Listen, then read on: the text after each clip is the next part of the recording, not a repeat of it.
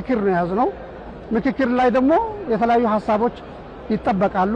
እሱን ሐሳቦች ደግሞ በሚመልኩ በመዳመጥ ሁሉም ችግር የኔ ችግር ነው ብሎ ወደ ራሱ በመውሰድ በመለካት ችግሩ የሁሉም ችግር መዳመጥና የጋራ የሆነ መፍትሄ ከመፈለግ አንፃር ጥሩ ነገር ነው ያለው ብዬ ነው የማስበው። ተስማምተን በጋራ ታሪክን እንስራ።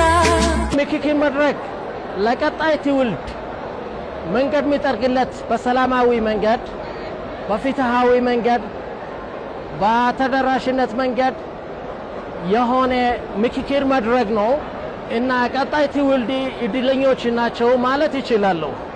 ተስፋን የሰነቅ ለነገ ወጥነን እንምከር በጋራ በወቅት ተደማምተን ተመካክረን ወስነን ለሀገር ግንባታ ስንቆም ወደፊት የመከበራችን በአፍሪካ ደረጃ ያለን ተሰሚነት በዓለም ደረጃ ያለን ተሰሚነት ከፍ ያለ ይሄዳል ብዬ ወስዳለሁ። እኛው በእኛው ነው አሁን እየሰራን ያለና ፈረንጅ ጋይድ ያረገን ምን ያረገን አይደለም።